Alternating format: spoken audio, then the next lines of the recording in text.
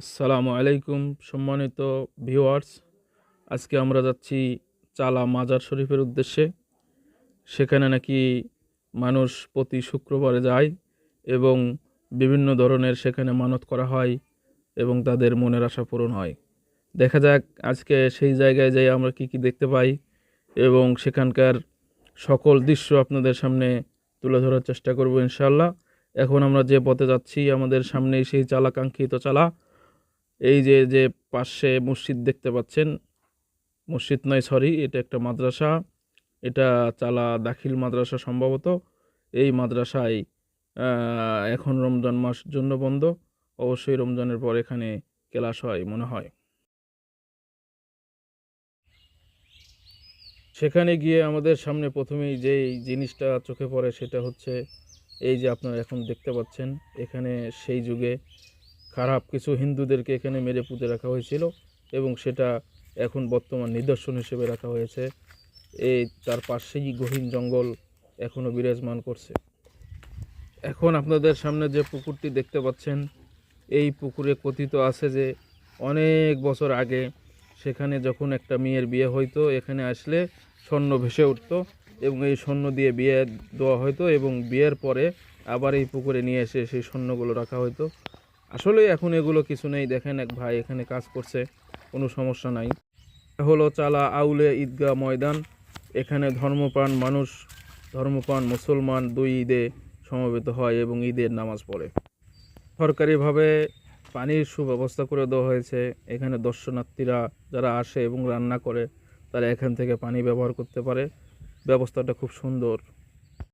মাস জন্য এখানে মানুষের কোনো আনাগোনা নাই। আপনারা যে চুলোগুলো দেখতে পাচ্ছেন, এইগুলোতে রমজান মাস ছাড়া প্রতি শুক্রবারে সেখানে রান্না বান্না হয় এবং এই মাজারে সেগুলো দান করা হয়।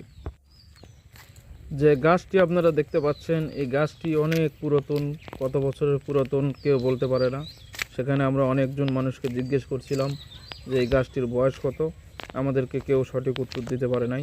তারপরে আমরা এই পথ ধরে সামনের দিকে যাই মাজারের দিকে এবং আপনারা একটু পরেই দেখতে পারবেন সেই কাঙ্ক্ষিত মাজার শরীফ। মাজার বলতে এটা সাজানো গোছানো রঙ্গমঞ্চ কোনো মাজার নয়। এটা সাধারণ একটা কবরস্থানের মতো, যেখানে শহীদ আছে সেই বুজুর্গ ব্যক্তি এবং যার উদ্দেশ্যেই এত হাজার হাজার মানুষ প্রতি শুক্রবারে এখানে সমবেত হয় এবং তাদের মনের আশাগুলো এখানে ব্যক্ত করে। নিশ্চয়ই মনের আশাগুলো আল্লাহর কাছে ব্যক্ত করা উচিত, তারপরেও মানুষ এটা করে।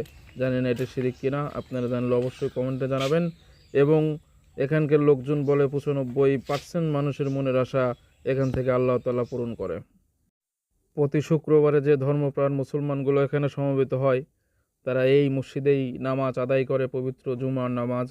মসজিদটি দুই তলা, নিচেও মানুষ নামাজ পড়তে পারে এবং উপরেও মানুষ নামাজ পড়তে পারে। এখন যে পুকুরটি দেখতে পাচ্ছেন, দর্শনার্থীদের কাছে এটি সাধারণ কোনো পুকুর নয়। এই পুকুরের উদ্দেশ্যেই তারা যায়, সেখানে বিভিন্ন রকম মানত করে এই পুকুরের পানি নিয়ে আসে এবং এই পুকুরের পানি পান করলে নাকি তাদের বিভিন্ন রকমের রোগ বালাই ভালো হয় এবং ছোট বাচ্চাদের চুল সেখানে ফেলে দেওয়া হয় এবং এখানে ধর্মপ্রাণ মুসলমান ওযুর কাজও সম্পন্ন করে। এখানে যতগুলো মুরগি দান করা হয় সেই সব মুরগি এখানে রাখা হয় এবং জুম্মার নামাজের পর সেগুলো ডাকে তুলে বিক্রয় করা হয় এই মসজিদ এবং মাজারের উন্নয়ন প্রকল্প। পুকুরের পানিগুলো অনেক নোংরা ছিল, তারপরেও জানি না কেন মানুষ নেয় এবং পান করে। তো সব কিছু মিলে আমার কাছে ভালোই লাগছে। যদিও মসজিদটা অনেক সুন্দর ছিল, দুইতলা মসজিদ এবং পাশেই সেই আউলিয়ার মাজার। এটাই হচ্ছে এই মাজারের দান বাক্স। এখানে মানুষ বিভিন্ন নিয়তে দান করে এবং প্রতি শুক্রবারে এটা খোলা হয় এবং সেখানে যা কিছু মানুষ দান করে যায় সেটাই মসজিদ এবং মাদ্রাসা ও মাজারের উন্নয়ন কল্পে ব্যয় করা হয়।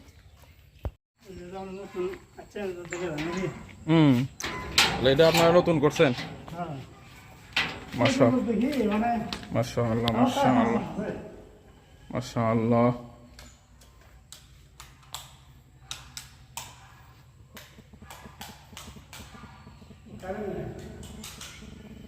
এখানে পর্যাপ্ত মানুষের ওযু করার মতো জায়গা করেছে তারা। এবং উন্নত মানের প্রস্রাব ও টয়লেট, এখানে সব কিছুরই ব্যবস্থা আছে।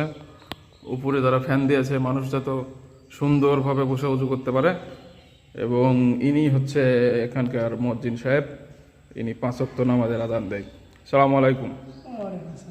আপনি এখানে কতদিন হলে আছেন? 18 বছর ধরে আপনি 18 বছর হলে এই মসজিদে মুয়াজ্জিনি করতেছেন। তো এখানে প্রতি শুক্রবারে কেমন মানুষ হয়? অনেক লোক হয় শুক্রবার মানে রোজা মাস ছাড়া শুক্রবার অনেক লোক হয়। আসলে এখানে যে অলি শুয়ে আছে, ইনি প্রকৃত কোন জায়গা থেকে আসছে এখানে? তো ইয়ামিন দেশ থেকে আসছে, ইয়ামিন দেশ বা শাম দেশ এরকম। শাম দেশ থেকে আসছে। তো এনার মোজেজা কি ছিল হুজুর?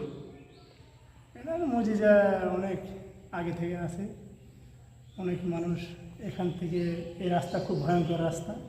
মানুষ যখন যাতায়াত করে তখন মানুষের মনে যখন ভয় হয় যে আমি এই জায়গাটা পার হতে পারবো না বা আমার মনে শত্রুতা ভয় হচ্ছে, আচ্ছা, তো মানুষের রূপ ধারণ করে তাকে আগে দেয়, রাস্তা সহজ দেবে। মানে এই রাস্তায় কেউ রাত্রে যাইতে গেলে যদি কারো মনে ভয় হয় তাহলে তার পরিচিত জন হয়ে তার সাথে সে চলে যায় চলে যায় সামান্য এবং মানুষের কোনো ক্ষতি টতি করে না। ক্ষতি করে।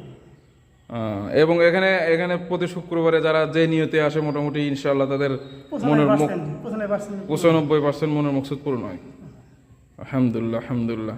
তো এই যে আপনারা এত কিছু যে করছেন, এগুলা সব কিছু এখানকার দানের টাকা দিয়ে এই উন্নয়ন করা। এবং এই ফান্ডে যত টাকা জমা হয় সবগুলো ব্যাংকে জমা হয়। ব্যাংক থেকে তুলে আপনারা যখন যে কাজ করা লাগে সেই কাজ করেন এখানে। আলহামদুলিল্লাহ, আলহামদুলিল্লাহ, জাযাকাল্লাহ খাইর ইনশাআল্লাহ।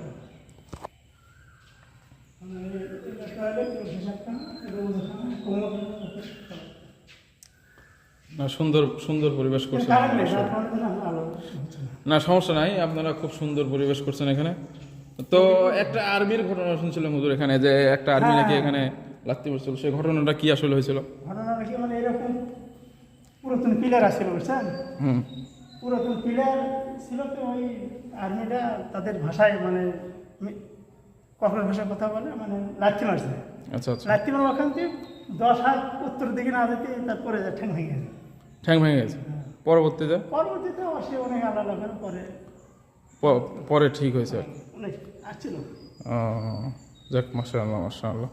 আল্লাহ কবুল করুক, আল্লাহ সবার দান কবুল করুক এবং সবার মনের মকসুদ পূরণ করুক। আপনারা সবাই এই প্রতিষ্ঠানের জন্য দোয়া করবেন, এই হুজুরের জন্য দোয়া করবেন এবং যার যা মনের মকসুদ আছে এখানে মানত করতে পারেন। আল্লাহর ওয়াস্তে মানত কারো নামে করা যাবে না, আল্লাহর ওয়াস্তে করবেন। আল্লাহ চাইলে তার ওসিলাই সেই মনের মকসুদ পূরণ করতে পারে ইনশাআল্লাহ। এখন আপনারা যে গেটটি দেখতে পাচ্ছেন এটি প্রকৃত সেই মাজার শরীফের গেট। এই পথ ধরেই যাইতে হয় সেই চালা মাজার। যদিও আমরা অন্য পথে গেছিলাম, পরবর্তীতে আপনাদের দেখানোর উদ্দেশ্যে আবার এই পথে ফেরত আসি।